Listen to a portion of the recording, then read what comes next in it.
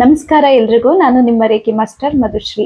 ಮುಂಬರುವಂತಹ 30ನೇ ತಾರೀಕು ಬುಧವಾರದ ದಿನ ವೈಶಾಖ ಮಾಸ ಶುಕ್ಲ ಪಕ್ಷ ಹಾಗೂ ರೋಹಿಣಿ ನಕ್ಷತ್ರದಲ್ಲಿ ಶೋಭನ ಯೋಗದಲ್ಲಿ ಈ ಅಕ್ಷಯ ತೃತೀಯ ಬಂದಿರುವಂಥದ್ದು ಒಂದು ಬಹಳ ವಿಶೇಷವಾಗಿ ಬಂದಿದೆ.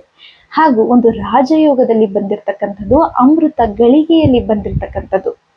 ಈ ಒಂದು ಅಕ್ಷಯ ತೃತೀಯಕ್ಕೆ ನೀವು ಬಂಗಾರವನ್ನ ಬೆಳ್ಳಿಯನ್ನ ಖರೀದಿ ಮಾಡುವುದು, ಶ್ರೀಮಾನ್ ವಿಷ್ಣುವನ್ನ ಆರಾಧನೆ ಮಾಡುವುದು ಹಾಗೂ ಮಹಾಲಕ್ಷ್ಮಿಯನ್ನ ಆರಾಧನೆ ಮಾಡೋದ್ರಿಂದ ವಿಶೇಷ ಫಲ ನಿಮಗೆ ಲಭಿಸುತ್ತೆ. ಹಾಗೂ ಈ ದಿನದಲ್ಲಿ ಲಕ್ಷ್ಮಿಯ ಪೂಜೆಯನ್ನು ಯಾವ ಒಂದು ಸಮಯದಲ್ಲಿ ಮಾಡಬೇಕು ಅಂದ್ರೆ, ಬೆಳಿಗ್ಗೆ 4:15ರಿಂದ 5:30ರವರೆಗೆ ನೀವು ಲಕ್ಷ್ಮೀ ಪೂಜೆಯನ್ನ ಮಾಡಬಹುದು. ವಿಶೇಷವಾಗಿ ಲಕ್ಷ್ಮಿಗೆ ಅಭಿಷೇಕ ಮಾಡುವುದು ಅಥವಾ ಕುಂಕುಮಾರ್ಚನೆಯನ್ನ ಮಾಡುವುದು, ಪುಷ್ಪಾರ್ಚನೆಯನ್ನ ಮಾಡುವುದು ವಿಶೇಷವಾಗಿರುತ್ತದೆ. ಹಾಗೂ ಸಿಹಿ ನೈವೇದ್ಯವನ್ನ ನೀವು ಇಡಬಹುದು. ಅದರ ನಂತರದಲ್ಲಿ ನೀವು ಒಡವೆನಾಗ್ಲಿ, ಬಂಗಾರವನ್ನಾಗ್ಲಿ, ಬೆಳ್ಳಿಯನ್ನಾಗ್ಲಿ ಅಥವಾ ವಸ್ತ್ರವನ್ನಾಗ್ಲಿ ಖರೀದಿ ಮಾಡಬೇಕು ಅಂದ್ರೆ ನೀವು ಬೆಳಗ್ಗೆ 8 ಗಂಟೆಯಿಂದ ಸಂಜೆ 5 ಗಂಟೆಯವರೆಗೂ ನೀವು ಖರೀದಿಯನ್ನ ಮಾಡಬಹುದು.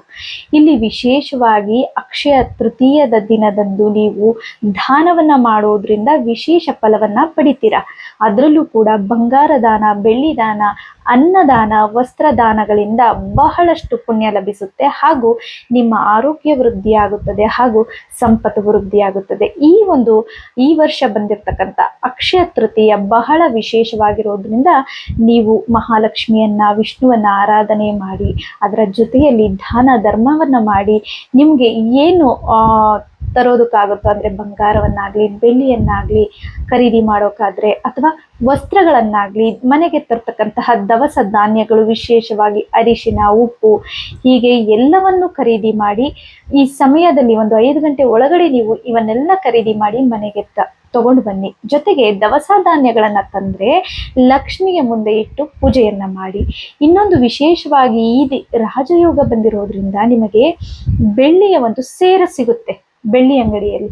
ಅದನ್ನ ತಂದು ಅದರೊಳಗೆ ಗೋಮತಿ ಚಕ್ರ, ಶಂಕು, ಕವಡೆ, ಅರಿಶಿಣದ ಕವಡೆ ಸಿಗುತ್ತೆ. ಅಂದ್ರೆ ಹಳದಿ ಬಣ್ಣ ಇರುತ್ತೆ ಕವಡೆ ಇರ್ಬೋದು, ಅಥವಾ ಮೋತಿ ಶಂಕು, ಕಮಲದ ಬೀಜಗಳು, ಮತ್ತೆ ಬಿಳಿ ಗುಲಗಂಜಿ, ಕೆಂಪು ಗುಲಗಂಜಿ ಇವನ್ನೆಲ್ಲ ಹಾಕಿ ಪೂಜೆ ಮಾಡೋದ್ರಿಂದ ವಿಶೇಷವಾಗಿ ಲಕ್ಷ್ಮಿಯ ಒಂದು ಕೃಪಾ ಕಟಾಕ್ಷ ನಿಮ್ಮ ಮೇಲಿರುತ್ತದೆ.